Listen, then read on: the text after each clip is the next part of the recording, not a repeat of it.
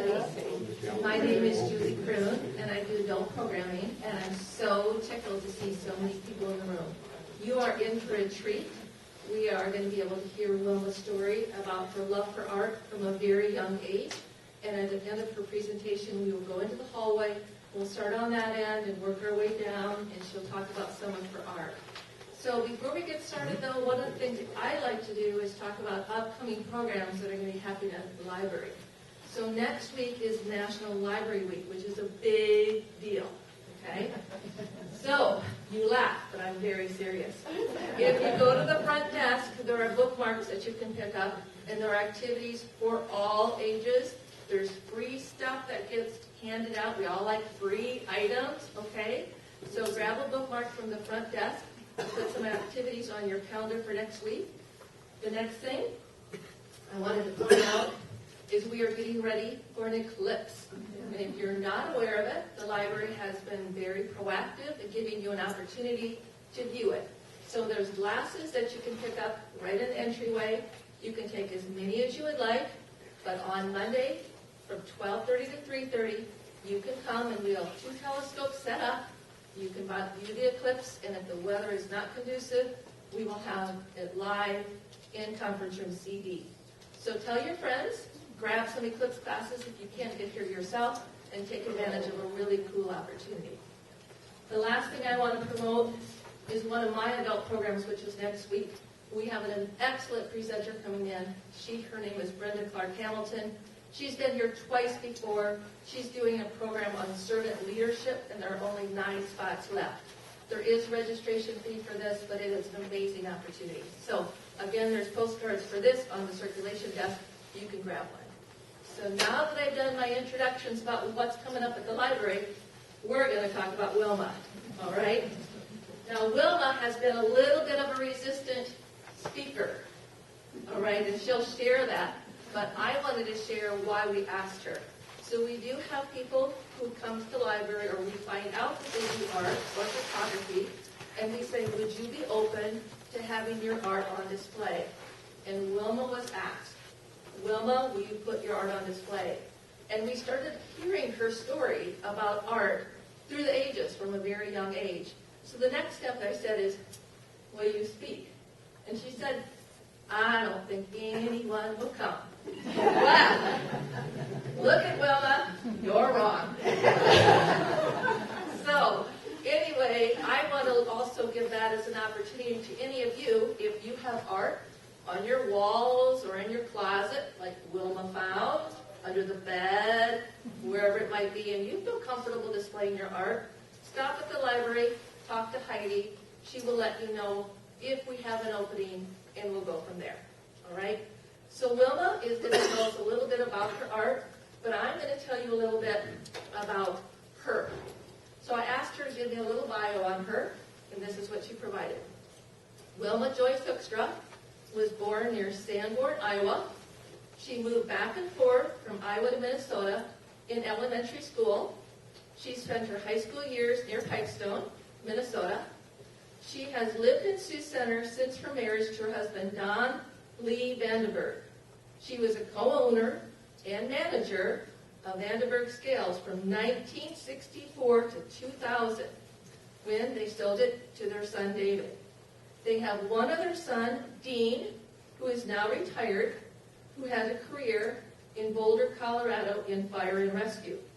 So Wilma would like to say a little bit before I start asking her questions, so I'm going to turn the mic over to Wilma.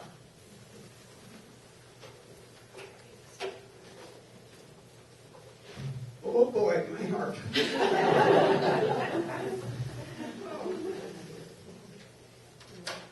I'd like to thank you all for coming.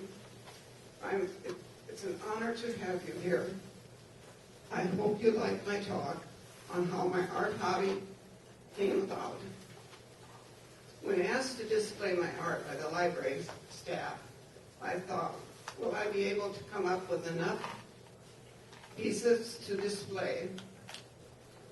It had been several decades since I had done much artwork. Can you all hear me? Okay. I got to searching in closets, under beds, everywhere, and kept finding more pieces to add to the display.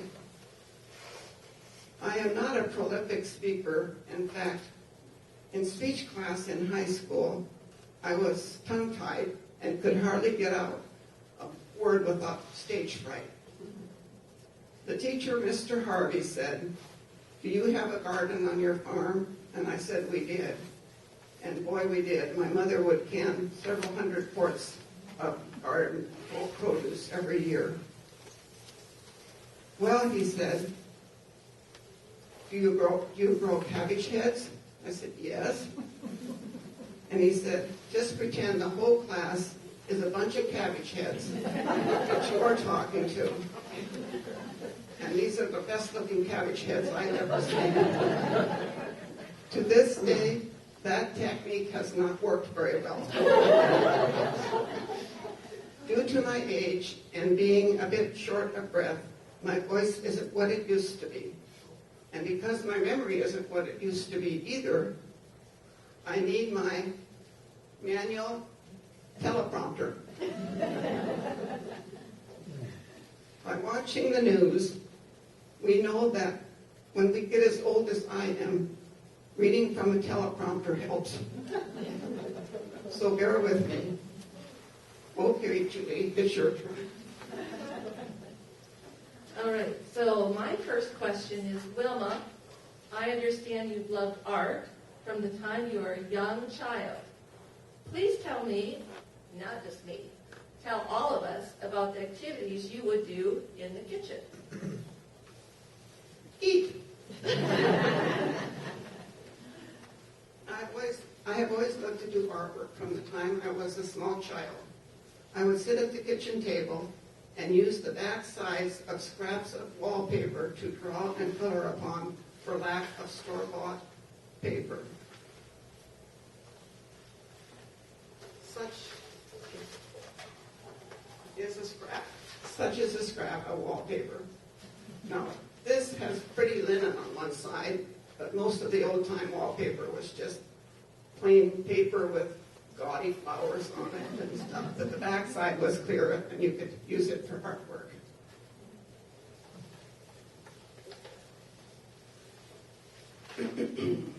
There were 7 children in my family, with 5 of them younger than I was.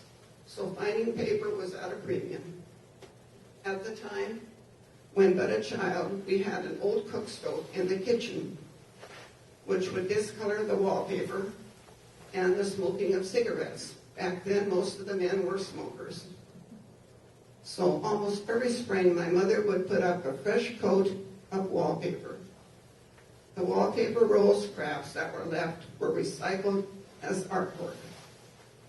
My favorite subject was drawing and coloring Christmas trees with all the colored lights on them, a big star on top, and stringers on them, lots of gifts under the tree.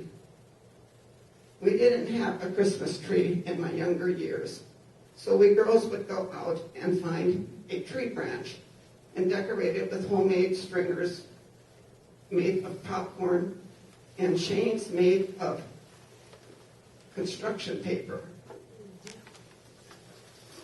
Like this one. Do you remember that?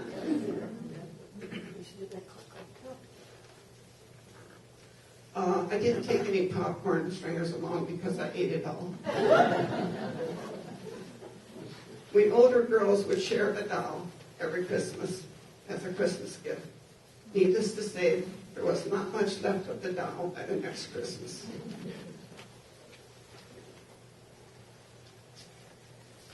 So Wilma, you told me you lived on a farm. Tell everyone here about your experience walking and herding cows and how this led to artwork. Starting in about the 2nd or 3rd grade, I would have to herd cows along a dirt road that bordered our farm because there was a lot of good grass in the ditches and the pastures had been depleted. I would sit on one end of the mile road and my older brother would sit on the other end of our property.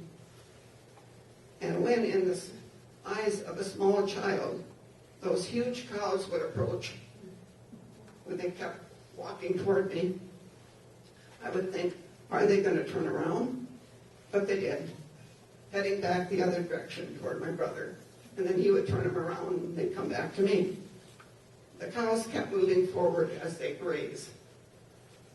To fill the time, I would pick wild flowers and put them in my syrup pail that I carried for my lunch.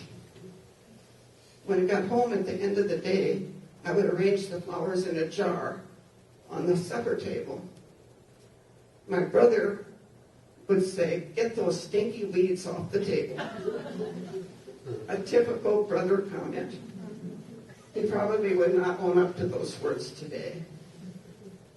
Yes, the flowering weeds did not smell so good, but nothing topped the aroma of wild roses. Then the flowers later would be the subject of my artwork on the scraps of wallpaper. Hey, I'm going to bring up that cook stove again because you said there's a pretty interesting story. This is not an art story, but a quick story about the cook stove that made for the smoky walls. Once it was believed that an aerosol can got in the cob bin, or the cob box, alongside the cook stove. Every day we would have to go out and get to the cob pile and get a basket of corn cobs as fuel for the cook stove. Back then the farmers would have their ear corn shelled after picking the corn, leaving the cobs. Not like today, with the huge, all-in-one, multitasking, operational combines. When my mother stoked the cook stove in the early morning darkness, she must not have seen the aerosol can that went into the stove.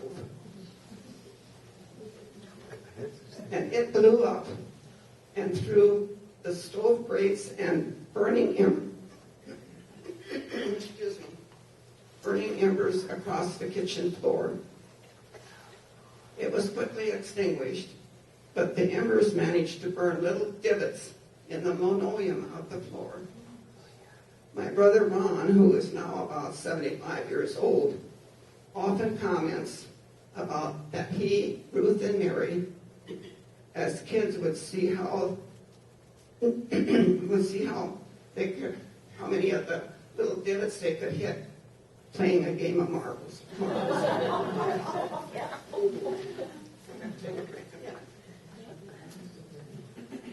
While she's drinking, I just want to share a personal, my own opinion of Wilma, who I did not know very well before this program started.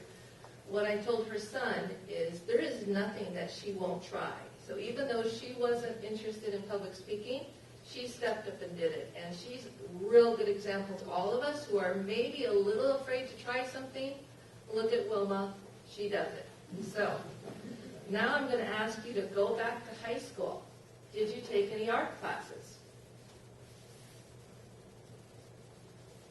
When I attended Pipestone High School, 1957 through 1960, I took art classes for several years.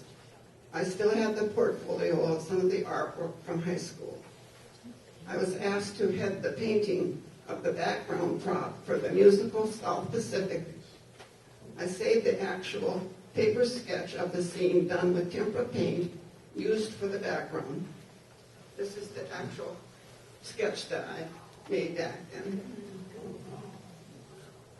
And it basically covered the whole back of the stage.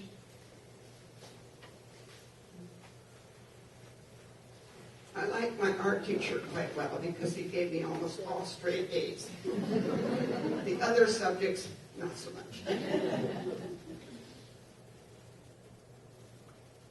When he asked me to come after school for about a week to paint the backdrop for the musical, my parents would not agree to come to town for those days to pick me up after painting. It was an 18-mile round trip, and it was at milking time. So Mr. Ronning called up my dad and asked permission to drive me home each day after painting. Well, that was okay as long as I got my chores done later. I also did some pottery pieces in high school. The gray piece in front of the signs is one that I did in high school. I took several college classes, which included art appreciation and several extension art classes, night extension art classes. In fact, Mr. Ted DeHoe, our local art teacher from Sioux Central High, was my instructor in one of the evening classes. Sorry, Ted, if I gave your age away.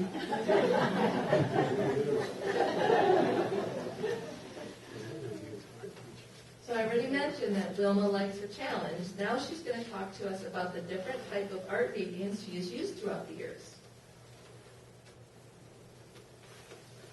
I have always enjoyed a new challenge working with several art mediums, as oil, watercolor, acrylics, ink, charcoal, and even chalk. I would say that oil painting is my favorite, where mistakes and blemishes can be painted over quite easily. It doesn't dry quickly, so the colors can be blended over a period of time, and I like the brilliance of the oil paint. We're talking about the chalk drawings. I don't know if you remember, there used to be a group, I think in the 1990s, called the Gospel Artists in town here, and Effie Vermeer was the chalk drawing artist. And sometimes when she couldn't call, they would ask me to step in for her. Upon request of a family member, I would paint over an old faded wall picture print to brighten it up. I also did some painting for others upon request. I painted the house of genealogy friend Jenny Denveston's husband. It was his birth home in the Netherlands, and it was done from a small photo that she had. There is a photo of a picture of the house and the outbuilding hanging on the front hall, and of course the paintings were a bit bigger than the photos. I sent a painting to the Netherlands once as a gift for a distant relative who had helped me with my genealogy on my Hoekstra family. She forgot one part. She also sold the painting. Well, I wasn't going to mention that. You gave me a script. Yeah, but I took it off. All right. So you shouldn't have given this to me. Okay. So what other crafts have you had interest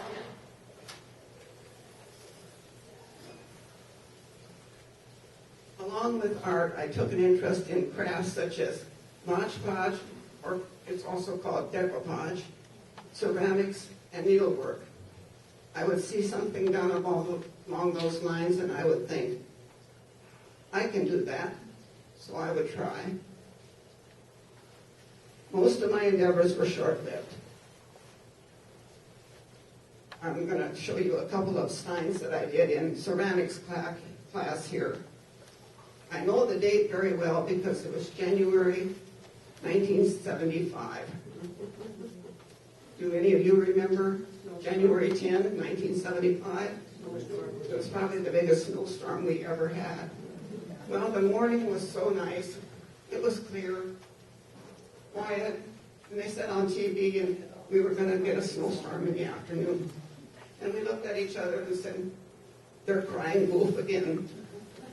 So we went to the Mars, and I attended the ceramics class, and my husband went to work somewhere. And he come to pick me up shortly afternoon, and we had a hard time getting home because the snowstorm did set in. So anyhow, the sign with the eagle on top is for the bicentennial of the United States. And it was fired first and then painted with the original colors that were in the jar. This time here was painted with glazes before it was fired, and the colors in the jar were not how it came out. So you'd have to really think about what you were painting on that. So, but the colors turned out pretty good, I think.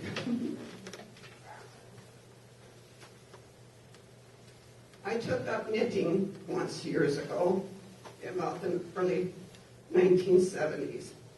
And the second or third thing I tackled was a hunting sweater for my husband with trees and deers on it. And it actually turned out pretty good. But then I was satisfied with having knitted, and I don't think I've knitted anything since. So I'll hold it up for you. And then it'll be time for the next one. I asked her about that sweater, and I said, "Do you still have it?" And she said, "Yes." And I said, "I think everyone's going to want to see this sweater." Now, you might think that was pretty difficult, putting those colors in, but actually, all you did was tie in the different color on the back, start knitting with that, then you drop it, you know. It wasn't that serious. Yeah.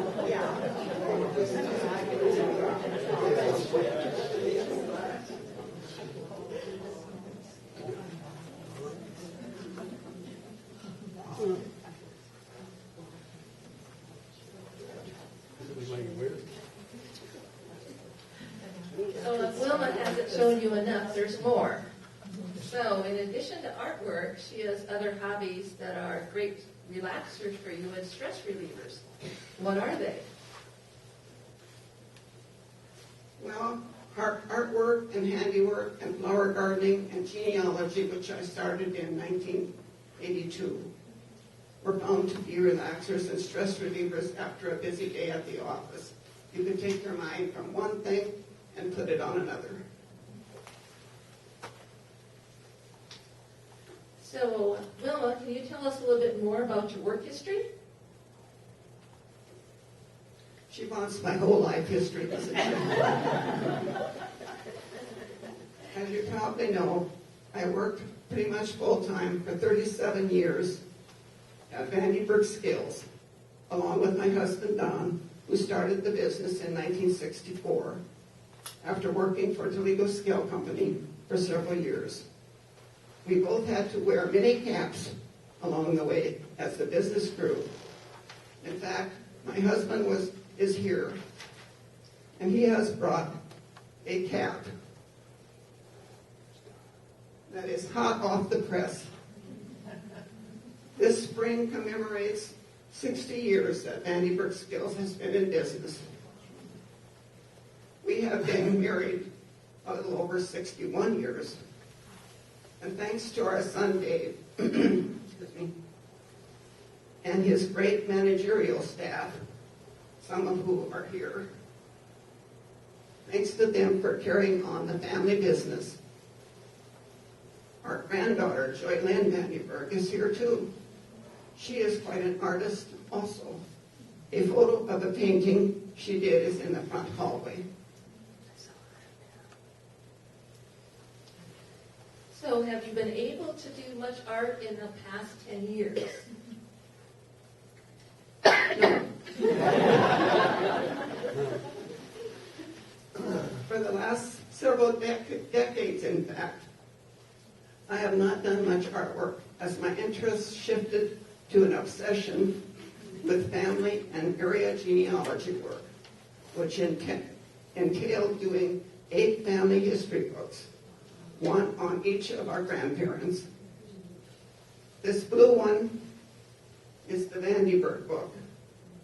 And actually, when I got to working on it, there were at least 10 different ways to spell Vande Berg. The original name in the Netherlands was Van den Berg, the original couple that came from the Netherlands in 1867. They had a 3-part name. We now have a 2-part name. Some people like to do jigsaw puzzles. I like to do people puzzles. It is very satisfying to help people puzzle out their family ancestral history. It is sort of like a Sherlock Holmes syndrome. It is amazing in 4 generations back in time You have 31 different ancestors. Can you name them? It's surprising, but I find that a lot of people can't even give the maiden name of their grandma. And 6 generations back, you have 127 ancestors. Well, unless it is like Jeff Foxworthy says, he's a country comedian. You might be a redneck if your family tree does not fork very often. I have some sheets here on the corner of the table if you would like to pick up one with information on our genealogical society, which meets once a month, the 8 months from in spring through fall. I always have to get a plug in for genealogy. Finally, getting back to artwork. I still enjoy an occasional dabble in painting now that my interest has been renewed. And after purchasing some new tubes of oil paint, as some of my old ones got very dry, this is my latest painting I just did. It now hangs above the couch in my living room, and it was painted from a picture which was identified as Mount Convict in the California Sierra Nevadas. This was supposed to be an art story, but ended up almost being, this is my life story. I hope you liked it anyway. The library hopes this talk will lead to others displaying their arts and crafts, be it painting, photography, flower arranging, jewelry, handicraft items, to name a few. Don't be discouraged by the many things that I have tried, as I have a lot of years behind me, and hope that I have many more to come. Thank you so much for honoring me by coming to hear my art story.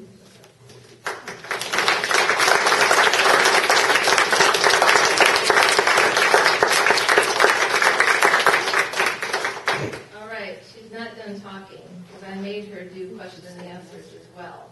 No script, she's just going to have to answer a question if you have it. But I did want to put a plug in. The genealogy meetings do happen here at the Sioux Center Library. And there's one on Monday, this coming Monday, right? The 15th, which looks extremely interesting. So check out our website to check out our calendar. Anyone can come. You do not need to be a member. So I find them very interesting myself. But we're going to take question and answers for about 10 minutes. I would say raise your hand and I'll walk the mic to you. And then I'll walk it back to Wilma because sometimes you can't hear a question. So if you have a question for her, just raise your hand.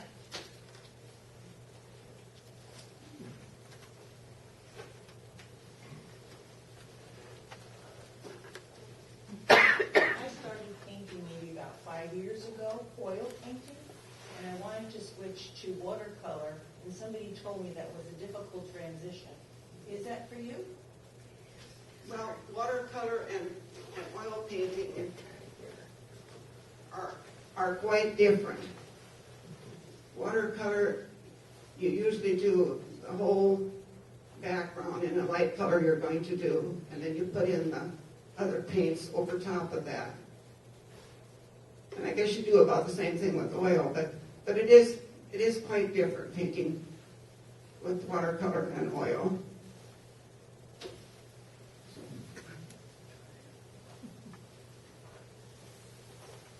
Have you ever done anything with your kids or your daughter concerning painting? I didn't hear that, Dave. Have you ever done anything with your kids or your granddaughter with painting? Oh yeah. We used to get Joy then from school when she was in grade school, and she would be by us for a while, and then we would go upstairs to her room, and she and I would do some painting. We still have those, don't we, Joy?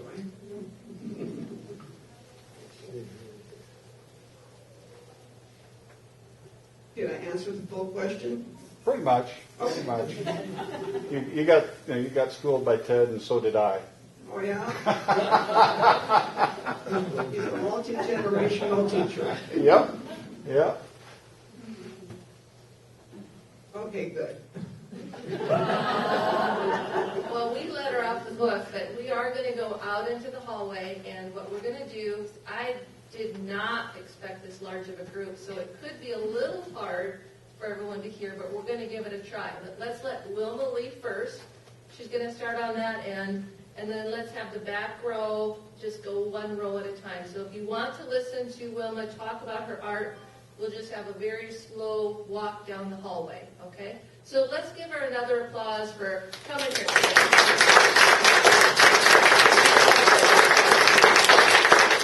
This area, back in the 1980s or so, those probably even longer ago, the ship and the water.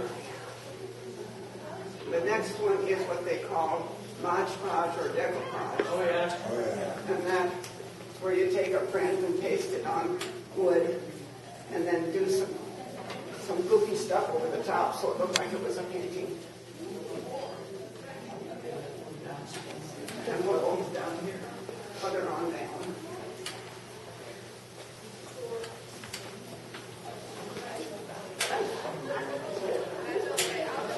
These two are what I call the pioneer drawings that I did. This is to symbolize when the Vande Berg family came to Louisiana with the first wagon train. And I imagined what the prairie looked like there. So that's just an imaginary one. This one is a house that was built by John Vande Berg, John's great-grandparents. And it still exists today, at least parts of it.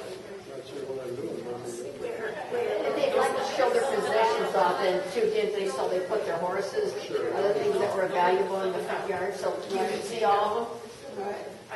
Where is that house, Wilma? That's where Arlen Vande Berg is now. It's a like half a mile.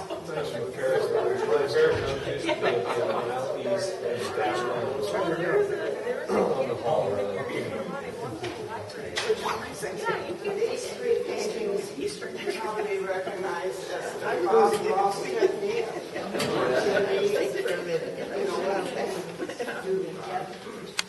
Paintings on TV, so I just kind of copied his technique on these. I've done a few bios also. And the next one on the line is my granddaughter Jane's painting that I did. I think his looks so commercial.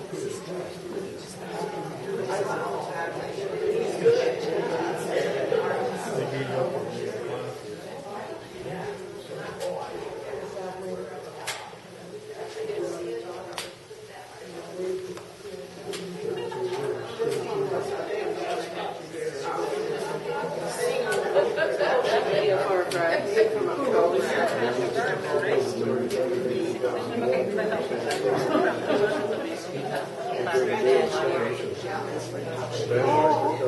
Over the years, it had gotten so faded out that you could hardly see the mountains. So our son Dave sits behind that desk now, and he said, "Can you brighten that up a little bit?" So I gave it over. So you took photos, and you actually used oil pens to paint some photos. Yeah, it was like a poster board. Yeah. Okay.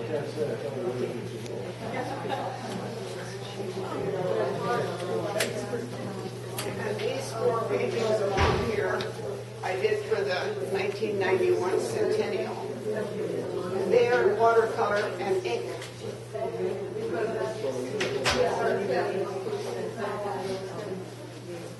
And addressing the watercolor question again is, you paint the areas that are the color that you want them. With oil paint, you can just paint the whole thing, and then you can paint over it. With watercolor, you can't do that.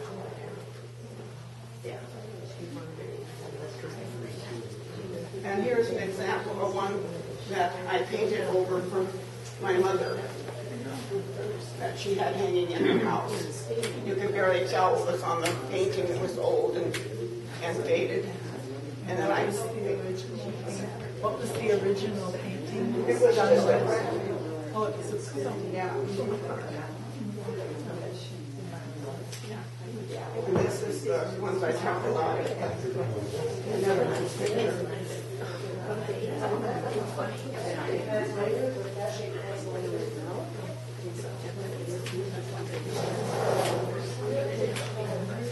This one is a good one too.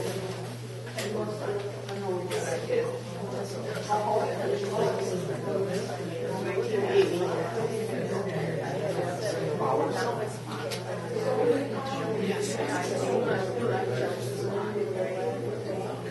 Well, that's about it. Well, did you actually have a vase of flowers there, or did you just put it on your head? I had some sheets.